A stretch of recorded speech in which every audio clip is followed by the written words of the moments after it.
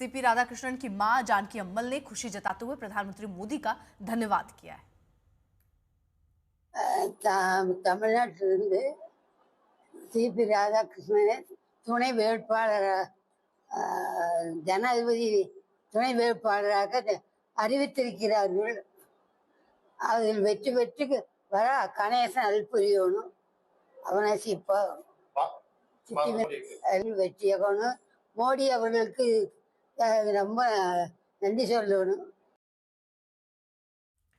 NDA ने CP Radhakrishnan को उपराष्ट्रपति पद का उम्मीदवार बनाया। इस पर राजनीतिक प्रतिक्रियाएं भी अब तेज हो गई। एनडीए के इस निर्णय का स्वागत करता हूं, जिसने वरिष्ठ राजनीतिक, प्रशासनिक और एक योग्य व्यक्ति सीपी राधाकृष्णन साहब, जो इसमें महाराष्ट्र जैसे बड़े राज्य के राज्यपाल का दायित्व बहुत बखूबी से निभा रहे हैं। और मुझे स्मृति हो रही है कि 1998 में 12वीं लोकसभा में जब अटल बिहारी वाजपेयी प्रधानमंत्री थे, तो मैं भी पहली बार चुन के गया था और वो भी पहली बार कोयम्बटूर लोकसभा से इकलौते सांसद थे जो तमिलनाडु से जीत करके गए थे। इसके बाद संगठन के विभिन्न पदों पर रहते हुए इसमें महाराष्ट्र के महामहिम राज्यपाल हैं और वो एक वरिष्ठ राजनेता, संगठनकर्ता और एक विद्वान व्यक्ति हैं। मुझे उम्मीद है कि राज्यसभा का संचालन बहुत सुचारू रूप से करेंगे। हम सबकी राष्ट्रपति महोदय आदरणीय द्रौपदी मुर्मू जी झारखंड की राज्यपाल रहीं और आज देश की आदरणीय राष्ट्रपति हैं। और दूसरा सौभाग्य झारखंड की 3.5 करोड़ जनता को मिला कि हमारे राज्यपाल रहे झारखंड के सीपी राधाकृष्णन जी अब उपराष्ट्रपति पद के लिए एनडीए की ओर से नामित किए गए हैं। यह संजोग है। अब संजोग देखो, जब दही हांडी कार्यक्रम चल रहा है और जब दही हांडी कार्यक्रम 2023 में मुख्य अतिथि थे राधाकृष्णन जी, आज उसी समय यह सूचना आई कि सीपी राधाकृष्णन जी उपराष्ट्रपति पद के लिए नामित किए गए। 3.5 करोड़ लोगों के सम्मान प्रधानमंत्री नरेंद्र मोदी ने झारखंड को दिया है। झारखंड की जनता फूली नहीं समा रही है। झारखंड की जनता प्रधानमंत्री नरेंद्र मोदी के निर्णय को सैल्यूट कर रही है। उन्होंने नदियों को जोड़ने का जिस तरह से कार्य किया है, सामाजिक बुराइयों के खिलाफ लड़ते रहे हैं, अस्पृश्यता के खिलाफ हमेशा रहे हैं, नशीली दवाओं के उन्मूलन के खिलाफ उन्होंने अभियान चलाया है और वो टेबल टेनिस के एक महान खिलाड़ी थे, स्पोर्ट्समैन स्पिरिट है और सार्वजनिक जीवन में लोकसभा के 2 बार सांसद रहे हैं, संगठन का भी काम किया है। इस तरह से देश के एक ऐसे स्टेट्समैन को उपराष्ट्रपति पद के लिए उनका नामांकन करने का निर्णय हुआ है। निश्चित तौर से उनके नेतृत्व से इस देश में उपराष्ट्रपति के पद का दायित्व के निर्वहन में पूरे देश के लिए एक योगदान होगा। उपराष्ट्रपति पद का एनडीए की तरफ से उम्मीदवार बनाया गया है। ये बहुत ही खुशी की बात है।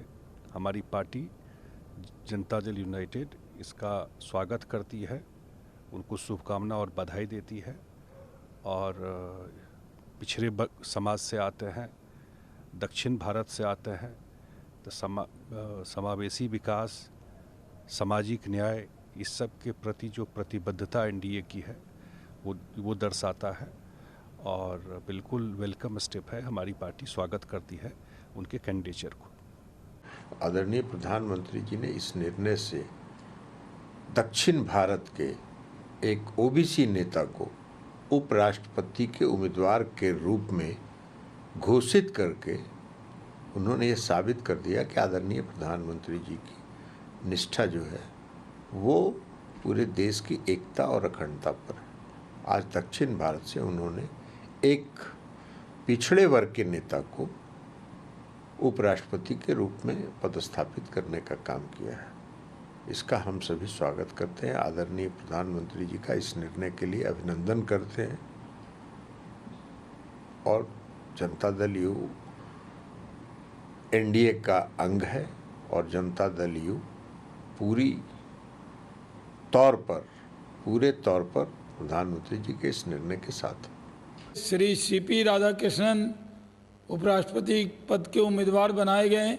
इसके लिए देश के प्रधानमंत्री नरेंद्र मोदी जी को, पूरे पार्लियामेंट्री बोर्ड को, एनडीए के सारे नेताओं को, राष्ट्रीय अध्यक्ष श्री जगत प्रकाश नड्डा जी को सबका धन्यवाद करते हैं कि एक बेहतरीन इंसान को, बेहतरीन कार्यकर्ता नेता को आज उपराष्ट्रपति का उम्मीदवार बनाया है। पूरे देश में इसको लेकर खुशी है। यह महाराष्ट्र के गवर्नर साहब को अनाउंस किया है, सीपी राधाकृष्णन साहब को। मैं ये मानता हूँ कि एक अच्छी पर्सनालिटी है, नॉन कंट्रोवर्शियल है,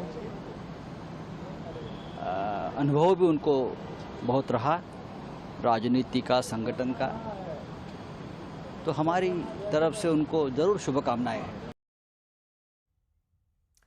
हिमांशु हमारे साथ हमारे सहयोगी जुड़े हुए हैं। हिमांशु, देखिए विपक्ष की क्या भूमिका रहेगी? विपक्ष के बयान से समझा जा सकता है, शिवसेना की तरफ से देखिए उद्धव गुटके, संजय राउत बकायदा ये कह रहे हैं कि वो एक अच्छे छवि के नेता हैं, बेदाग हैं, अभी तक कोई कंट्रोवर्सी उनके लिए नहीं रही है। ये तो बात हो गई शिवसेना की। फिर सवाल आता है इंडिया ब्लॉक पूरा क्या निर्णय ले सकता है, क्योंकि शिवसेना का रुख तो ये नजर आ रहा है, वो स्वीकार करने के मूड में दिख रहे हैं। देखिए बिल्कुल, संजय राउत ने एक तरफ से अगर कहें तो विंडो खुली छोड़ दी है। अगर उनको समर्थन देना पड़ा और उनकी पार्टी ने फैसला लिया तो उसकी विंडो खाली है। उन्होंने एक अच्छे उम्मीदवार उन्हें बताया संगठन के तौर पर, और एक सांसद के तौर पे एक अच्छी पर्सनैलिटी बताते हुए, और महाराष्ट्र के गवर्नर के तौर पे जिस तरीके ने उन्होंने काम किए हैं वो उसकी अच्छाई उन्होंने बता दी है। अगर कल इंडिया ब्लॉक के अंदर किसी बड़े नाम पे सहमति नहीं बनती है तो हो सकता है कि शिवसेना उद्धव ठाकरे ग्रुप जो है वो समर्थन दे। डीएमके के लिए मैंने पहले ही बताया है कि उनके लिए एक तरफ कुआं एक तरफ खाई है। अब उनको डिसाइड करना है कहाँ जाना है, क्योंकि विधानसभा चुनाव है। विधानसभा चुनाव में अगर ये मुद्दा बन जाए कि एक ओबीसी जाति, गंजूर जाति के जो नेता थे उनको उपराष्ट्रपति पद का जब उम्मीदवार बनाया भारतीय जनता पार्टी और एनडीए ने, तो डीएमके ने समर्थन नहीं किया। तमिलनाडु की प्राइड से उसको जोड़कर एक चुनावी मुद्दा बनाया जा सकता है। तो उस चीजों को देखने के बाद ही डीएमके भी मुझे लगता है तय करेगा। और इंडिया ब्लॉक की कल क्योंकि बैठक है, इंडिया ब्लॉक के जितने फ्लोर लीडर्स हैं उनकी एक बैठक होनी है। उस बैठक के अंदर जो नाम होंगे इंडिया ब्लॉक के उपराष्ट्रपति के उम्मीदवार के तौर पर उन पर चर्चा होगी, और उसके बाद हेमंत सोरेन हो या स्टैलिन हो, ममता बनर्जी हो या अरविंद केजरीवाल या अन्य नेता, उनके साथ बातचीत होगी। और उसके बाद ये तय किया जाएगा कि उपराष्ट्रपति के चुनाव में उम्मीदवार उतारना है या फिर जो है आम सहमति के साथ सीपी राधाकृष्णन जो एनडीए के उम्मीदवार हैं उनको समर्थन देके एक नई राजनीतिक शुरुआत देखने को मिले। जैसा मैंने पहले भी बताया कि एपीजे अब्दुल कलाम के नाम पर अटल बिहारी वाजपेयी के नेतृत्व वाले एनडीए ने उस वक्त सहमति बनाने की कोशिश की थी लेकिन नहीं बन पाई थी। तब लेफ्ट पार्टीज और कुछ अन्य छोटे दलों ने लक्ष्मी सहगल को जो है वो राष्ट्रपति पद का उम्मीदवार बना दिया था, ये जानते हुए कि नंबर्स नहीं है लेकिन सांकेतिक लड़ाई कि हम राष्ट्रपति के चुनाव में सत्ता पक्ष के सामने अपना कैंडिडेट खड़ा करना चाहते हैं। और यही कारण है कि 2012 के अंदर भी जब एपीजे अब्दुल कलाम को दोबारा कैंडिडेट बनाने की कोशिश की गई एनडीए की तरफ से, तब उन्होंने कहा जब तक आम सहमति नहीं बनेगी मैं कैंडिडेट नहीं बनूंगा। तो इस तरीके की राजनीतिक चीजें देखने को बिल्कुल बहुत हद तक तस्वीर अब कल जो इंडिया ब्लॉक की बैठक है उसके बाद साफ हो जाएगी, क्या रुख उनका रहने वाला ये भी साफ हो जाएगा। हिमांशु, बहुत बहुत शुक्रिया आपका तमाम जानकारी के लिए।